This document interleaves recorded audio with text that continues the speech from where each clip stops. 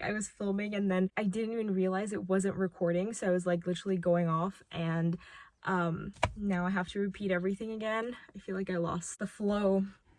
Well, welcome to my car. This is Reese, short for Resand. It's like Resand from Akatar. I was like obsessed with him when I was 18, so I was like, Reese. As you can tell, if you can hear any roosters or any birds chirping, I am in a village. This is where I grew up, so I'm really blessed to live here. Actually, it's so beautiful. As you can see the flowers, and like it's okay, you can't really see like the ugly parts over here, so that's great. I'm so happy to be back. I almost didn't make it. Like if I like rant about this right now, like we will never be done with this video, so maybe it's best that I just rein back my ranting for this video and just get on with it. I know I should, but I'm just gonna say real quick that I literally almost missed my flight. If it was not for the 2-hour delay, I literally would not have made it back. Like, even if it was delayed by like only like half an hour, I still would have missed my flight. That's how bad it was. That's how bad I was lost, trying to find my gate, trying to like running through the airport, hyperventilating, crying. No one was paying me any attention. I was just there like literally, I call it cry praying, because I was like crying, praying, and also talking to my mom and freaking out. And by the grace of God, I made it back because there was a 2-hour delay. You know, when you're just like home and you just feel like this is your home? Yeah, this is it for me. Like, nowhere else I feel like could give me this feeling. Now let's get into this video. So I've been wanting to do a Marriage of Convenience book rec for like the longest time. Feel like now I have a good accumulation, because there are some good ones and there are also some bad ones. So I have like a lot of really good suggestions. A lot of these are like some of my all-time faves, and I'm so excited to be talking about them with you today. So we're gonna start off with book number 1, which is the first book. It's the first book, yes. Book number 1 is the first book. It's the last book that I just finished reading, and I want to recommend it because like it literally kept me up reading until 2 a.m. when I had to get up at 7 a.m. the next day. I just could not put it down. I needed to read it, and now that it's over, I just kind of have a bit of a slump because of it. Like, it's so crazy. It has like kind of low reviews. It has like 3.7, I think, on Goodreads. And so I was like going into it, I was like very weary, but I saw this person on YouTube give it a 5 stars, and the way that they described it, I was like, that sounds so good. I need to try it. This book is A Vow of Hate by Lylah James. Oh my gosh, I love this book so freaking much. Basically, it's about this girl, Juliana, and she has just been in a car accident. She was the one driving, and her sister died. And her sister was meant to marry this guy, Killian Spencer. They've had this like affair kind of thing, and like she died, so he's like pissed about that. Well, he's not pissed. He literally hates Juliana. Like, he wants her to suffer because of what she did, because he's like, you like are despicable, and like it's a true enemies to lovers. I think he literally threatens her life like so many times. Like, there are like knife to the throat scenes in this. But because they were meant to marry, just because of an alliance between the families, instead of marrying Gracelyn, which was the sister that died, now he has to marry Juliana, the one who was responsible for her death. And he plans to make her life miserable for what she did, and boy oh boy does he like try. Listen, if you're weary about that, I'd say still give it a try. I mean, it's not like a full-on bully romance, which, I mean, I guess it's not, because it's not a high school romance. But I love this because it was definitely true enemies to lovers. It was slow burn. It was like, it had elements of suspense, like kind of a little bit of mafia vibes thrown in there at the end, with like, oh my gosh, all those plot twists.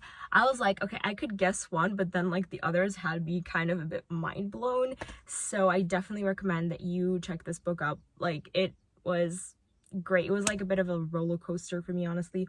Like, it's kind of like you're reading something and you know that the characters are being kind of dumb or like being a bit dramatic, but I love it and I'm eating it up just because of that. Like, so don't go into it thinking it's gonna be like this masterpiece or this like really like like epic love story, because it's not. It's just kind of fun, and that's what I loved about it. That's what kept me up. That it was just so fun and suspenseful, and I loved Lylah's writing. It was so freaking good. Like, I mean, when you've been reading a bunch of like Wattpad-esque writing, then like her writing becomes freaking amazing. At times it was a little dramatic, as I said, but again, that was like, that made it even more fun. It also has a bit of like light haunted house vibes, but it's not really haunted. Like, you know, it's kind of like a, is it not? It was so atmospheric, set in like an island with this like old mansion. Ugh, I loved it so much. I need more books like this. If you guys have any recommendations, put them down below because I'm desperate. Oh, and I gave it a 4.75 stars. Next we have my all-time favorite, Marriage of Convenience, which I do have a physical copy of, but it's in the UK. So I don't have it physically with me, so I'm going to be showing everything up here. So that book is Marriage for One by Maise, and if you have not read it yet, what planet have you been living on? What rock have you been living? No, I'm kidding. I'm totally kidding. But literally, this book is amazing. Jack and Rose, they're like literally competing for like the spot of like my #1 favorite book. It's that or Letters to Molly at this point. Like, it's just like tight competition.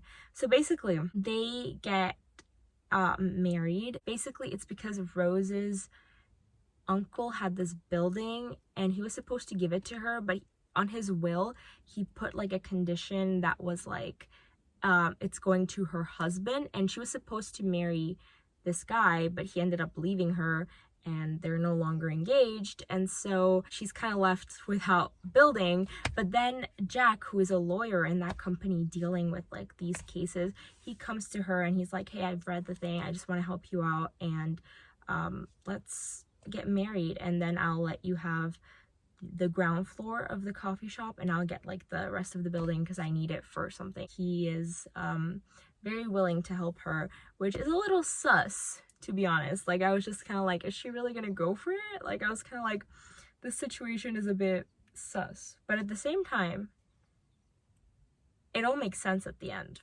It will make sense. They end up getting fake married. It's very Grumpy Sunshine, and I was not the biggest fan of Grumpy Sunshine. I swear to you, I was kind of like getting bored of it. I was like, I don't know, like, it's just all the same, and I feel like all the characters are very tropey, if that makes sense. Like, they don't feel like real people. But in this, oh my goodness, Maise knows how to write her heroes. She knows how to write her heroines. I love Rose with my whole heart, just as much as I love Jack with my whole heart. Like, they were both so freaking adorable separately. Together, like, no comments. This book was literally perfection. I gave it 5 stars. If I could, I would give it infinity stars. Jack and Rose deserve it all, and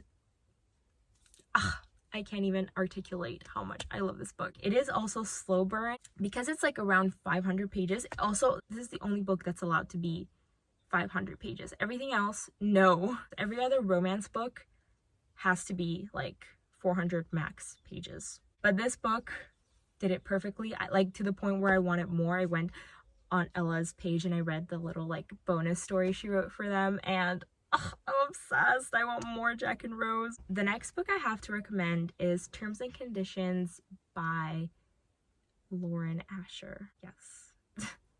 It's because I don't have the books in front of me and I'm using my phone to film, so I can't really look it up. So I'm just going off memory here. So this book is about Iris and Declan. They have like this work relationship. She's his assistant and he is like CEO, I think, of this like Dreamland, which is basically like Disneyland. He's one of the Kane brothers. When their grandfather died, who's like the original owner, he gave like different portions of the company to his grandsons. So he gave Declan the role of CEO, but he puts a stipulation over each position that he gives, and that for Declan is that he needs to get married and have a kid. And so Iris volunteers to fill in that role. They don't get along at first. I wouldn't say it's exactly enemies, but it's just like he kind of doesn't like her and she doesn't like him back, because like she's like, I'm overworked, I'm like this and that. So they get along when it comes to work stuff, but they just don't really get along outside of work. They just kind of like butt heads a lot and banter and bicker, but I wouldn't call it exactly enemies because there's not like a hatred. Obviously they're used to one another. So yeah, and I think it was a really fun read. I feel like if you like Marriage of Convenience, I feel like this was still a 5 stars because my enjoyment was up there, but it wasn't like amazing when I think about Marriage for One. I feel like because I read them kind of close, and I don't think that they matched. I think Marriage for One was so much better, but it was still really good. So if you like one, I'm definitely sure that you will like the other. There's someone there.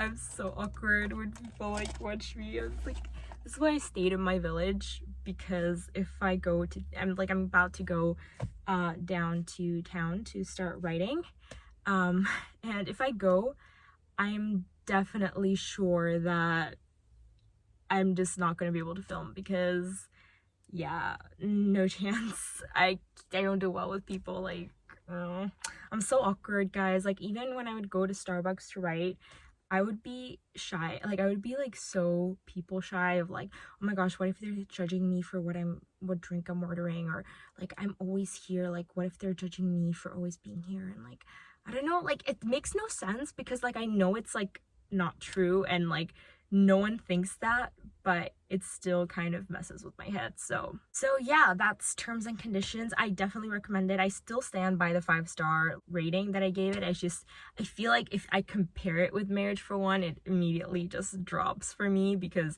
Marriage for One is so much better, but I still think you will enjoy it and love it. So the next one is also kind of different. Like, this one I did not expect to love, and it's called Arranged by R.K. Lilley.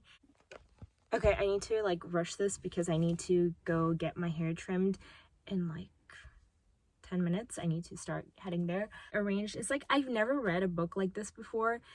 It's kind of like, this is kind of enemies to lovers, just because the guy can't stand her. Basically, she comes from a very poor background, and so she sees this article on a newspaper where like she's required to marry the son of this like businessman or something, and she has to abide by all the like rules and everything. And when I started reading it, I was like, what is this? I'm like, I don't like the heroine. Like, she's just taking all that crap that they're giving her, or like the fact that she even put herself in that situation. I'm just like, I don't know if I can respect that. However, they're in this situation, like he doesn't want to get attached. Someone else is calling me. Sorry. Basically, they get married. He doesn't want to get attached to her because he's just like, oh, she's just like a gold digger, and like she just wants me for my money. She's like this model though, so I'm just kind of like, okay, I don't understand why she could not make money from being a model. I don't know. That's the one thing that bothered me, and I gave this like a 4-star, I think. But basically it got better, like the way that she respected herself. I think by the end of it, there's like some epic groveling that the hero has to do. To be honest, it kind of like, the girl just didn't make sense to me throughout the whole book, but I'm glad she made him grovel a little bit, because he deserved it. And like the way that he gets so attached to her and so like desperate for her was like very satisfying to watch. But at first he's like very much a jerk, so keep that in mind going into it. Like, if you can't stand jerk heroes, then maybe stay away from this one. And also like be warned that the girl takes it. Like, it annoyed me so much, but by the end she does make him grovel. So if that's something, then the next book I have to recommend is Brutal Prince by Sophie Lark. This is a bit different. This is a mafia kind of Marriage of Convenience. Is it like arranged marriage? Kind of. Like, it's kind of both. So basically, it's about Ada and Callum, and they meet, they have a bit of a clash, and it turns out with like a burnt library and his grandfather's watch thrown into the ocean. More calls. I think I'm done with the calls. So basically, needless to be said, they don't like each other. But their families are like, you know what, we don't want this to be like a mafia war, because Ada is from the Italian mafia and Callum is from the Irish mafia. So they're like, why don't we just have like a marriage of convenience between the two, like, and just kind of keep this peace between us, because, you know, like, we don't want a war. At the end of marrying them off, they do try to like unalive each other. That was really funny to watch. Very entertaining, to be honest. This book, like, their antiques were amazing. And also, I loved Ada. Like, I adored her. She's like a curvy heroine. She takes no crap from anyone. She fights back. Like, she's literally does not need anyone to save her. Like, she is the hero of the story, and I loved reading her. Like, I would read 10 books about Ada Gallo. Would definitely appreciate and love her. So definitely check this book out if it sounds like something up your alley. Even if you don't really like mafia, just know that this is not heavy on like mafia content. Like, it's very light vibes, and you do see a bit, like, just think of it as like a bit of suspense, you know, with like a little bit of like dark vibes, but nothing too crazy. I think it was more just suspense of things happening to them and them figuring out what is happening. So keep that in mind as you're reading this. Definitely give it a shot. I really enjoyed this. And just to add a bit of a fantasy kick to this, I'm gonna recommend The Bridge Kingdom by Danielle Jensen.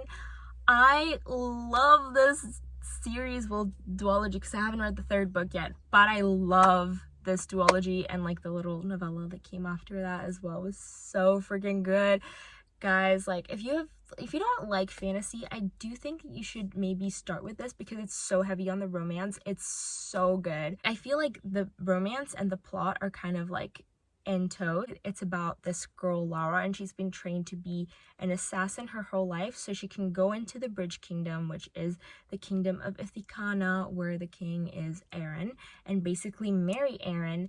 And while she marries him, finds ways to like bring down his defenses and infiltrate his kingdom, bring him down, because she thinks that his kingdom is responsible for the poverty in her kingdom, Madriana. I hope I'm saying that right. So yeah, basically it is kind of like a marriage of convenience with like a I'm gonna kill you kind of vibe. I feel like Aaron and Lara are like some of my favorite couples ever. Like, especially what they go through in like the second book. The second book was just angst. It was just angst on angst on angst, and I was like eating it up. If you like a bit of fantasy in your books, or if you want to experiment, I definitely suggest Danielle Jensen. Like, this book was incredible, and I cannot wait to read The Inadequate Heir, which is about another couple that we see in the series. So I'm excited to get to that, and I definitely recommend it. It was a 5-star read for me. Hi guys, coming to you with wet hair and no makeup, but I really need to get this in because I forgot to put another book rec in, and I'm really pissed about this because I really wanted to include it, but I think I was just so focused on getting to my appointment on time that I just completely forgot to add it. But basically, this is Kiss an Angel by Elizabeth Phillips, I think. I really should have checked before filming this, but as you can see, I'm also getting ready to go down and write. I'm literally always, like, in the morning, I've planned my weeks that, like, my mornings are booked in for writing specifically, and then I hang out with my friends after. So Kiss an Angel is a story of this girl.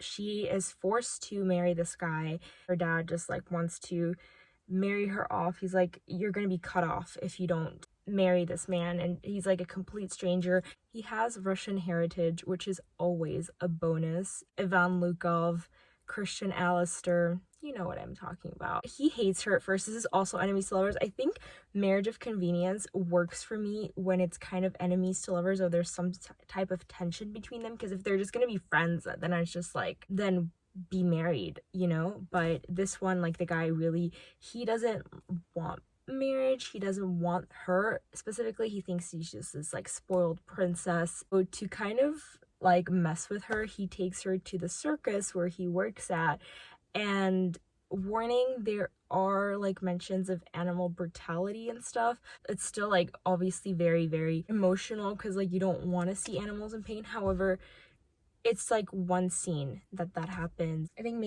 you could possibly like skim it over because it's very, very brief. And also like both characters are against it and they stand up for the animals. And I like the way that circus is addressed. It doesn't like brush over the abuse that happens, but both the protagonists do want to make it better. I like this book for several reasons. I loved like also the grumpy sunshine vibe. I think this was also done well because the girl was just so sweet and kind, bubbly, and the guy was just like such a grump. At times he was a little unlikable. I was kind of like, but I'm okay with jerk heroes. Like if they're gonna be jerk heroes, then I want to know about it from before, going into it prepared, and not them being like nice at first and then just being jerk. I just want to be prepared that I'm going in. Like in fiction, I'm okay with it on certain conditions, obviously. I really, really enjoyed this. This was so cute. I think this is so underrated because it was written a while ago as well, but it was so freaking good. I think the Marriage of Convenience is done really well. Like they're forced to like stay in this little like trailer and it's like small and cramped, and she's like, I was raised in like sweets, what is this? And she has to like scoop up horse poop, and it is just so funny. Some scenes were just like, I love this so much. And definitely recommend. I gave it a 5 stars. Definitely pick this up if it sounds good to you. Those were all the books that I had to recommend today. I know it's like a bit all over the place. Everyone was calling me because I'm so famous. No, actually it was just like my hairdresser and my dad who needed something from me. I hope there's something that you found that you could add to your TBR list. Hopefully I will be making more recommendation videos. I have some ideas. So I'm excited to get to talk to you more from this car, from like my island, and I hope you guys enjoyed this video, and I'll see you guys next time. Bye!